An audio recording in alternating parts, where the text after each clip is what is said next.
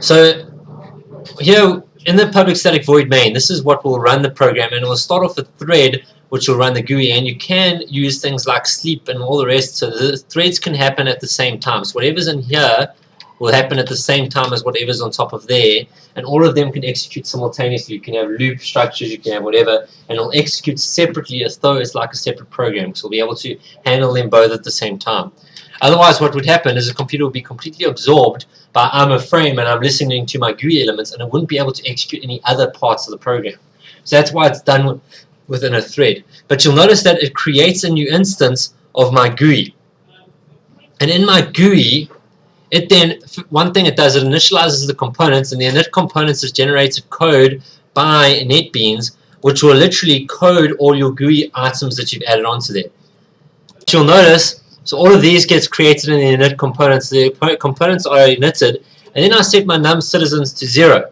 Now, as I said, if we've got 20 citizens, num citizens will be initialized to 0. And what that does is it literally says, right now,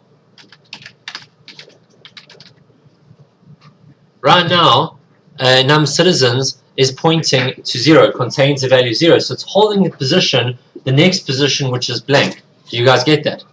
When I get the information and I actually add a citizen, so for example, in this example, which we created a while ago, in my GUI, when I add that citizen, Melania Trump with 11, I'll physically go and I'll add citizen to position num citizens, and then I'll increment num citizens. So what that would do is that would create an object, because I'll go a new citizen. Do you guys get what I mean by new citizen here? Yeah. When we look at code, I like to always explain it that, okay, so public void add citizen will receive the name and the district, which we sent through from below, Melania Trump and 11.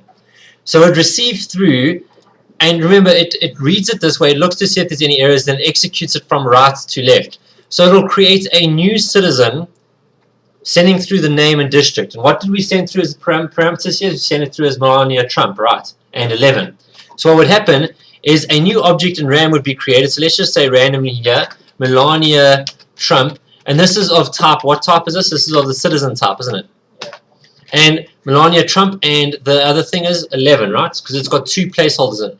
So that is what an object looks like. That is any citizen object will look like that. Now, what would happen here is in position 0 with num citizens, because remember it's the next part of the execution, if we go back to the code, is it says position num citizens is equal to that new citizen. So position num citizens in my array, which is position 0, will be referring to I2. So in other words, it will refer to the RAM location where that object is stored, and it reserves it. Does that make sense? So position 0 of my array citizens, because this array is called citizens, is storing the memory reference I2, which is the object, the position of the object. Do you guys get that? The next thing that we look into in the code, so that's what this does. It creates a new object. It will then store that position of the object into there in the array. Do you guys get that? The next thing it would do is it would num citizens plus plus. So num citizens would no longer refer to position 0, but then refer to position 1. So now there is one object in the array. Does this make sense? Yes, no? Yeah. Okay. Now, the next time, if we go back to our main method, which is what run, or our what do you call it? What is this called? Constructor. Our constructor will, after adding Melania Trump, it will add Bill Clinton using the same method. So it goes Bill Clinton 12. So if we go back to here, num citizens is now here, so it'll create a new object. So if we execute our add citizen again, we receive through Bill Clinton and 12. We'll create a new object with Bill Clinton and 12. So we go back to our thing here. It will create, let's just say randomly over here, I'm going to put a just citizen because it's a citizen type. And it's going to be Bill Clinton and 12. So we're now going to create our object. So it's also a citizen. So it's created exactly the same way. Now this would refer to what position? Because we said it is equal to that in the array. It will be equal to J5. So memory reference J5 is positioned to that because that's what we said in the code. And then it says num citizens plus plus. So we now increment num citizens to the next position in the array. So literally what's happening, num citizens is keeping track of which positions in the array we have utilized. Do you guys get this?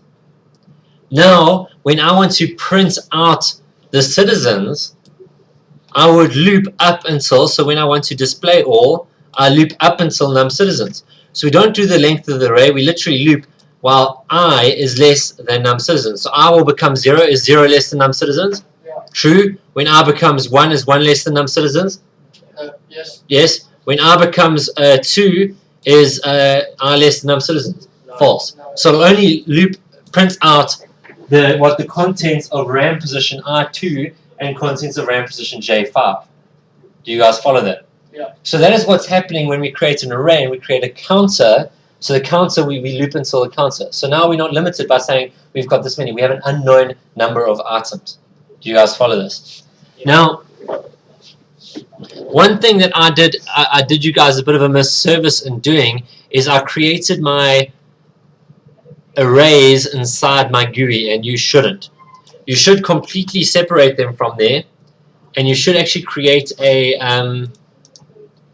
class, a specific class,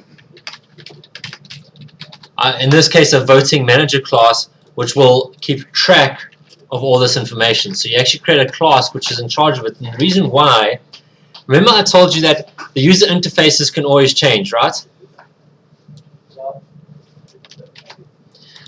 So if you code your user interface completely separately from your working, you can use the same working code for different user interfaces. So you can have one user interface for an Android operating system, one user interface for a Mac, one user interface for a Windows. So you could unplug different those, because those are the main differences. The base Java works the same.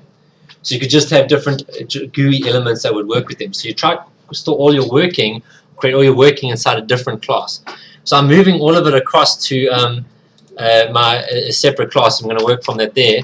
I'm going to pause the recording of the recording here. In your voting manager, everything here manages your various different components, your citizens, your votes, all that stuff. This is here.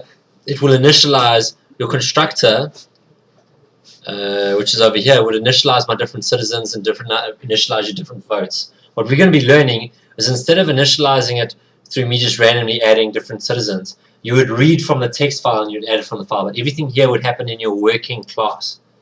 Your methods to get citizens or get votes, you'll create methods to be able to return information like that, and we'll deal with more complex ones.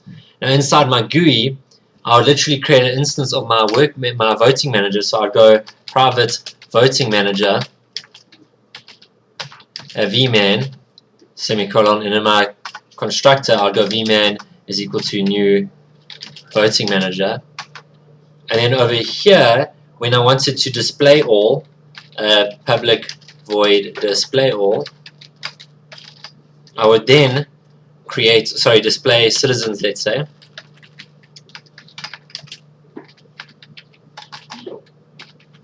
I know, sad, right? Then what I would do is I'll just go txt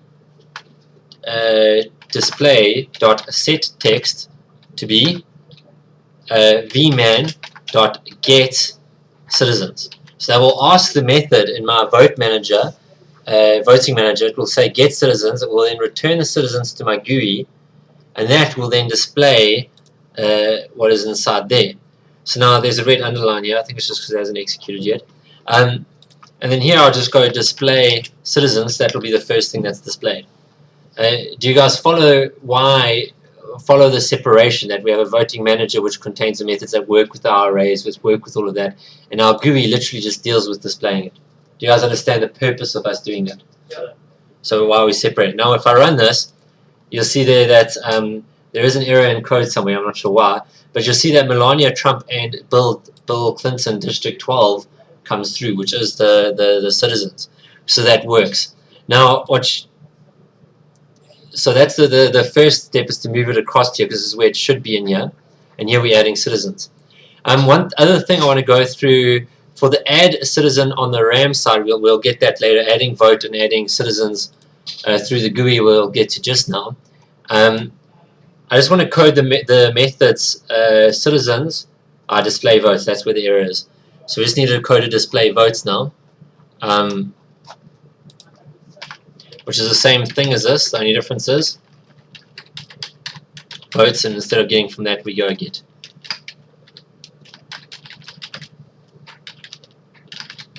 Now, the next question is, how would we do this from a text file? So if we go to our practice example, which we're doing here, you guys are matriculating 2018, right? Yeah. There we go. This is what I wanted to work with. Section C.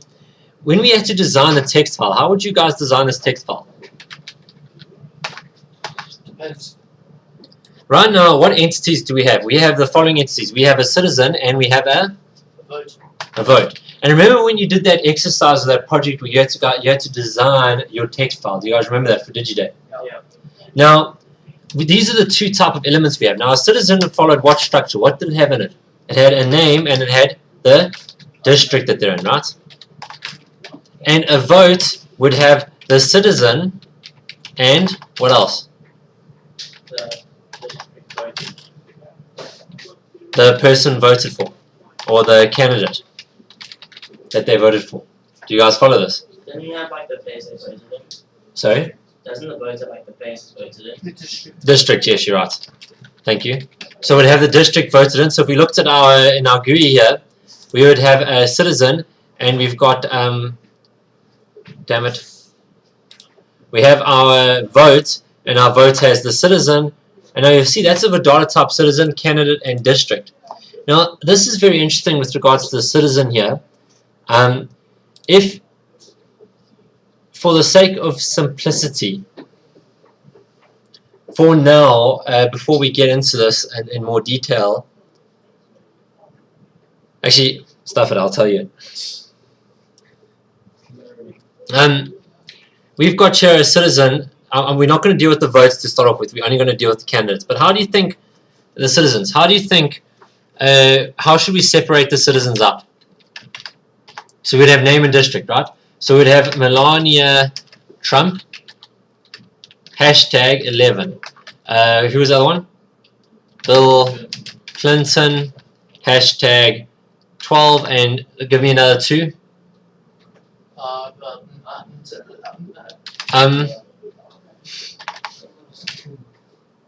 Anything? No one? Any name? The Rock. The Rock. Okay, the Rock and district. Let's also put 11. Who else? Hitler. George Clooney. Hitler. George Adolf Clooney. Hitler. Like, No. Adolf Hitler. And there'll be 12. Okay. Now, if we wanted to read through this, do you guys each see that each record is on a new line? Do you guys get that? So, Melania Trump and each of these are citizens. Do you guys understand this? Yeah. Now, on that, if I wanted to distinguish it between in my constructor, in my voting manager, so in other words over here, we no longer go add citizen like this and add votes like this. This is no longer the way we're going to be doing it. We are literally going to read from the text file. Now, the first thing you need to do is use Control Spacebar and open up a file. Now what this does is it tells the computer there is a file that exists, and it is called, in our case, is votes.txt. So literally all you're doing here, and you must use Control Spacebar because it'll import java.io.file, which is a class that it uses to distinguish what a file is. So the first thing you're telling the computer, there exists an external element of your phone. I'm glad I saw 3 of you in one stone. I thought you were like this next. When you got a file f is equal to new file, you're literally telling the computer there exists a file named this. This is what you are referring to. Do you guys follow that? And literally what you're going to do from there is you're going to say while, sorry, so all you've done is you said there exists a text file called votes.txt. The next thing you're going to do, now this is where it gets a bit more tricky, is you're going to create a scanner. Now a scanner through the file is basically like me adding a cursor in a file. The file f just tells me there exists a file, and I'm going to be referring to this file as f. when you create a scanner, it's like you're putting a cursor into your text file, and you're saying you're able to actually read the content in it. So the scanner can scan through the actual content of it. So I'm going to call this scanner SCF, and we're going to say is equal to new scanner, and you'll notice that it's a overloaded constructor, so we can use different parameters to initialize it. Now, in this case, we're going to be reading with a file source, so we are going to be scanning a file. And you'll see there that it comes with F. Again, I used Control Spacebar because it imports the class, so it is able to use it. If you don't use Control Spacebar, it will not automatically import it. Do you guys follow? Now, on from there, if I go new scanner F, there is a red underline, but I haven't done anything wrong. And the reason why is an exception has been thrown. When an exception is being thrown, for argument's sake, right now, I'm going to say, I do not want to handle it. I am not going to handle this exception. It has been thrown to me. I'm going to say, I don't want to handle it right now. Throw it on.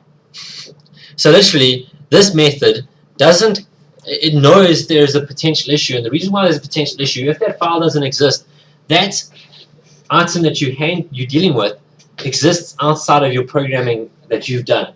So you don't know if it's going to work correctly. You don't know if everything is working well. Do you guys get that?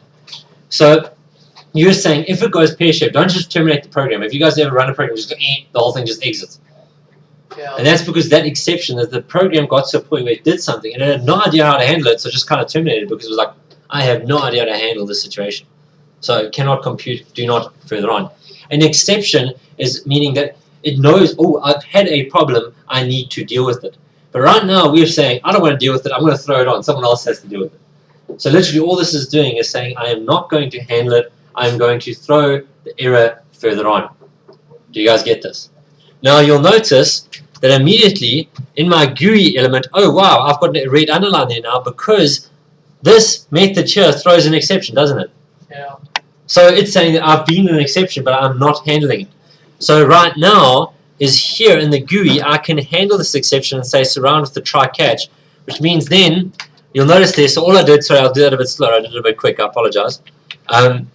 Is you click on the light bulb here with the exclamation mark, right? Yeah. You then go add surround statement by try catch. Surrounding this statement by a try catch will literally allow you to. Did you just delete something? Oh yeah, sorry, I just deleted. This is a logger. It creates a system log on what went pear-shaped. Quite frankly, I don't use those defaultly because I don't even know how to access that specific logger. But I'm then going. It will try this, and if it doesn't succeed, what do you want it to do? And in this case, I wanted to display a message to the user and say, sorry, could not construct frame due to loading issue. And then I could say there, plus EX. Now EX is the exception. EX is the, you'll see there, file not found exception, EX. That actually holds the incorrect or what went wrong that caused it to actually prevent. Do you guys following so far? Yeah. So now, Why is this underlined? no, sorry. Why is this underlined? The reason why is it says leaking this in constructor. It's basically saying I'm using this inside a constructor when potentially it hasn't been fully initialized yet. Because this refers to this object, which is its own object, and it's saying I'm referring to this without it potentially being fully active yet. So it's just a hint, but remember, yellow underlines and NetBeans you don't have to pay too much attention to. Yeah. Yes, there's certain things that logical sequencing and stuff you could potentially make it better. Like here, there's another underline. So this is public, and when you overloading it can cause issues because it wouldn't get there. But don't worry about it for now. All right. I'm just going to delete those because we don't need those anymore. When we do this, so this creates a new instance of our voting manager. It should then be able to display citizens, and that exception has been handled now. But now we're going to continue on. We've created a scanner that's able to work with that.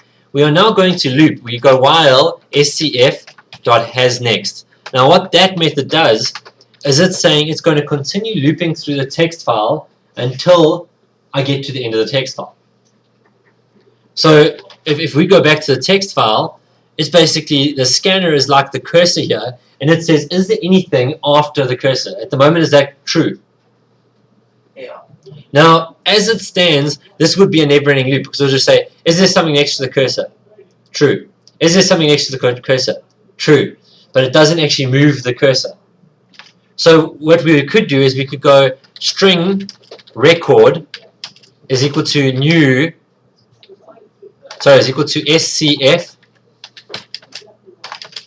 dot next line. Now bear with me with this. If I go next, the default items is to move until there is a space, sorry, a tab or a enter, or a space. So meaning that will go until it finds an object. But for now, we are just going to say next line, and what that does is it literally goes, takes all of that whole line, and it puts it into the variable record. Does that make sense?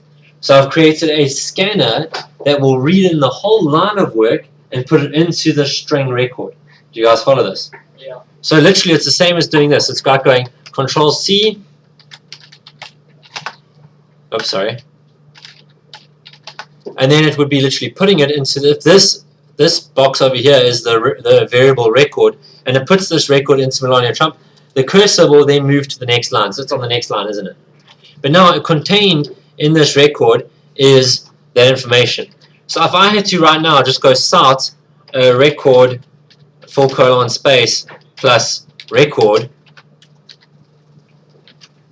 and I just had to run this, you'll notice there on my cursor that it says record Melania Trump 11, Bill Clinton 12, The Rock 11, George Clooney 12.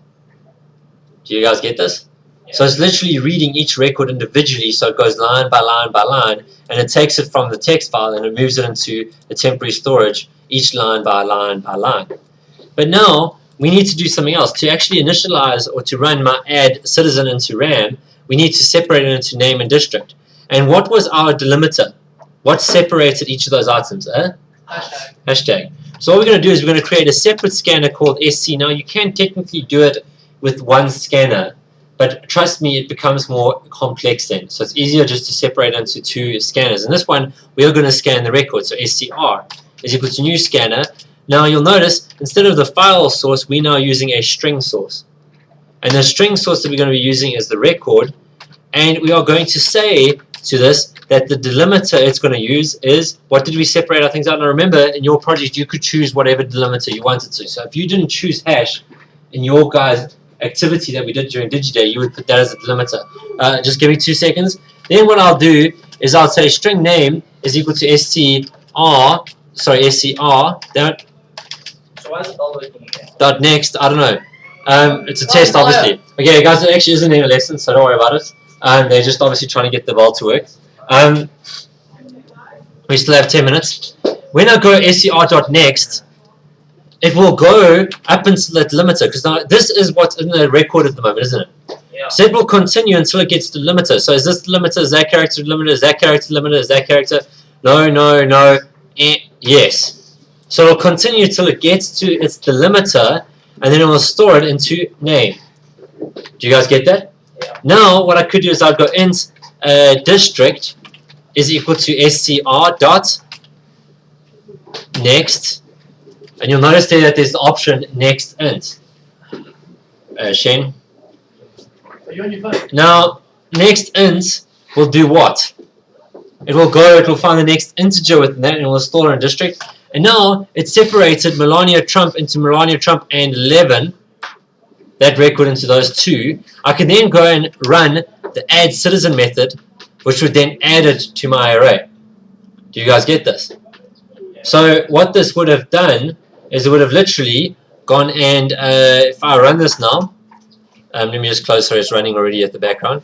If I run this, you'll see there that it's displayed Melania Trump, District 11, Bill Clinton, District 12. It's been stored in RAM, hasn't it? Yeah. Do you guys follow? So what we have learned now is we have learned how to get our record to be able to read it from a text file, separate them into the fields we want, and then use our add methods. But it's very important to separate it like this. It makes your life easier when you break down problems into simple steps. You break down the problem of adding something to the array. That's a separate issue to reading from a text file. Don't try to do both and everything in one single method. In a matric final exam, it'll ask you, read from this text file, add it to the array. It's not going to tell you, create a separate method to add to the array. Do it anyway. Because logically, it is easier for you to separate it and going, okay, if I want to add an object to the array, I need a name, I need a district. After I add an object to the array, I then need to increment my number of votes, or number of citizens, so that I can then store it in each new position. Problem solved. Okay, I now need to read from the text file. Create an instance of the file. Okay, I want to add, I get the name, I get the district, sweet. I just call the method add to the file. So I've separated the problem into different smaller steps. Do you guys follow this? Yes, no? Yes. So this has gone through the idea of a larger array and a number of citizens or number to actually keep track of where it's in here, and the basics of reading from a file. Tomorrow, we'll go through the concept of now a more complex file, which will also contain the votes, as well as how to search for his vote. Because remember, here, add vote requires a citizen that is actually making the vote. So you would have to have some form of a search method, and we'll go through that.